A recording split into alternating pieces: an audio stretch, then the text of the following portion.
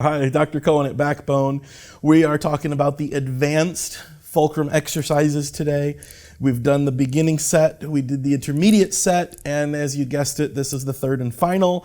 You want to make sure if you're watching these videos and you're thinking, I'm just going to go ahead and try these, please don't do them out of order, right? People say, oh, I'm just going to skip to them. I've been there, I've done that, I promise. I skipped over things and thought I'm strong. I mean, I'm a male. Of course I can do this. And I was sore. I don't recommend it. Follow the orders that we put them out into the videos here. I mean, I want people to have an overview. Patients, if you're already seeing me or if you're thinking about seeing me, you can kind of get an idea what some of the things we're going to do. But really, it's about correct patterns, right? And I've kind of talked about this in each of these fulcrum exercise videos. The idea here isn't just about pure strength, it's about leverage, it's about neural engramming, that patterning of the brain, the nerve to muscle connection. That's more critical than just strength is at this point. So we're going to talk about just kind of as we walk through these. I mean, I want you to remember that's really our first stage, is we have to get the brain and the body connection as strong as it can stay.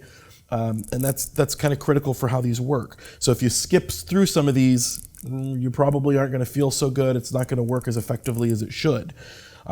When we went to when we started on the beginning fulcrum exercises, Heather used just the lumbodorsal fulcrum, the one that looks like a triangle with the top kind of cut off. When we moved to the intermediate, we actually added the 1-inch lifter underneath her lower back, and that made the angle a little bit sharper, made the exercises a little bit more aggressive. For the advanced set, we actually have a 2-inch lifter. It's double the height of this one underneath the lower back. And we're going to use the 1-inch lifter underneath her neck. And we'll get to that when we get to the neck portion. So these exercises at this point take a lot of control. It's not so much about strength, but it's about control, and that's that neural pattern that we're after. So for the first one, Heather, you're going to bring both of your knees up and rock your pelvis over the fulcrum just a little bit. So all the weight's going to shift beyond this way, and just hold right there. And this one's a bit of an advanced. Heather's kind of working here, and you're going to hold that 1, 2, 3, 4, and 5, and then relax down. That's it for this exercise. It's a little more aggressive. I mean, this is certainly an advanced exercise, okay? The number 2 exercise, and actually the rest of the advanced lumbodorsal exercises, is really the exact same exercise for the remainder, and how many sets you do is kind of going to be up to you. I recommend generally between 2 and 4 sets, and you'll see why I say 2 to 4 sets. I'll show you what that is. So we did the first set, we did these straight crunches.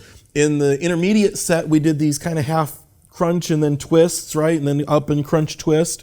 And we went down in between, so it was up, twist, hold for 5, relax down, and then come back up. We're going to do those kind of crunch twists now, but without the rest in between.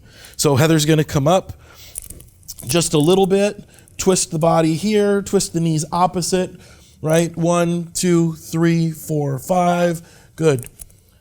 I want to make sure she's nice and warm. And then from there, it's just going to be this back and forth. Smooth and steady is what we're after here. Okay? And then she's going to relax down. Lift up real high for me here, Heather. I'm going to slide this fulcrum up. In fact, let's go the other way. Just come on up. Just sit up 1 second. All I'm doing is sliding it up about 2 inches. That's going to move up another level of the vertebra, and she's going to do the exact same exercise. Cross, come up, and then just twist back and forth. Slow, smooth, steady movement, okay? And she'll do that, and then relax, and then we'll do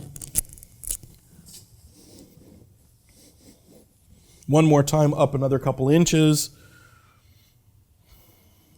And what we're doing every time we move the fulcrums up, we're changing the pivot point in the spine so that we can really get the mobility and the fine control of movement of those joints. Wherever that fulcrum is placed is where we're going to get the best control, the best movement. So you start at about T12, kind of that bottom of the rib cage, and if you move up do a couple inches every time, you're going to have anywhere from 2 to 4 times where you move it up. Once you get kind of too high, you're not really able to do a crunch anymore, then you kind of pass the point of the exercise. So from here through, kind of just below the shoulder blades is usually about where I'm going to stop. And you can make that as fine or as big of a change of movement as you want. Realizing that the vertebra, they're inch and a half or 2 inches. So if you move up by a couple of inches, you should be moving up pretty much a vertebra. If you're a little shorter, you might move up a little smaller of an increment. If you're a bigger guy, you can move up a little bit bigger. But each time you move, you're changing the pivot point. You're changing that leverage point for the fulcrum so that you can make sure that each level of the spine gets a really good workout, gets that mobility, and gets the control and the strength that we're after. We're going to move that fulcrum all the way back down to where it was here at the bottom of the rib cage.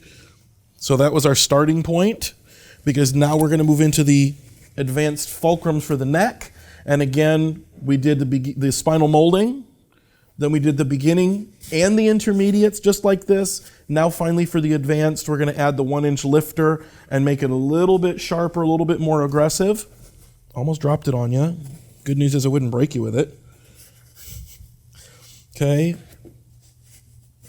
and you can see just from that position, I mean, this is a pretty good lift. That's a lot of leverage in there. Okay, so Heather, you're going to put your hands on her legs. She's going to push down and back, and she's going to simply rotate the head back and forth using this fulcrum as that leverage point. So the hands are on the legs so that she can try and pin her shoulders down underneath the fulcrum. Okay, and all she's going to do is back and forth, back and forth. She's getting that patterning. Again, not super hard exercise-wise, but great for the mobility and the engramming, the patterning from the brain into the system. Okay.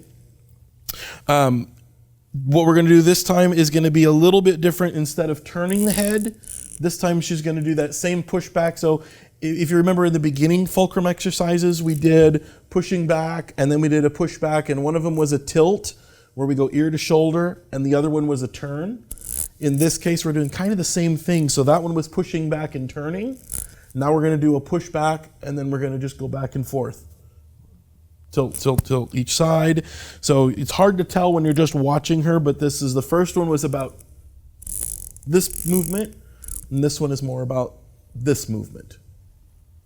Okay? And again, 5 repetitions, work to 10. If you're feeling really good and you're like, man, I really like these, can I do more? Yes, you can absolutely do more. Just be cautious not to overdo it and make yourself too sore. But if you've been working all the way up to this point, these are going to feel really pretty good. Okay, the last one, and this is easily the hardest of the exercises on the fulcrums. In the beginning, we were doing these one leg up at a time, and then we added it one leg up at a time with the lift. And then when we get to the advanced exercises for the lower back, we actually did where we brought both legs up and we weren't holding on. This time we're going to bring both legs up and we're going to hold on with the hands so that it shifts the work from the lower half into pushing in from the neck. So pull these legs up all the way over the fulcrum if you can do it. This one is tough. Okay, it's tough to get the pelvis to come all the way up and over.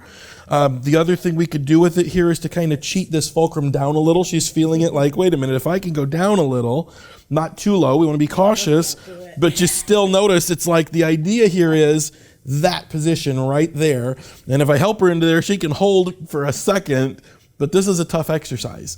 It's a phenomenal one for the neck and getting that, again, the body weight pressing into the fulcrum so that it helps stretch those normal curves into the neck and gives us that shape that we need as well as the patterns that we need to be able to move normally and have a happy, healthy spine.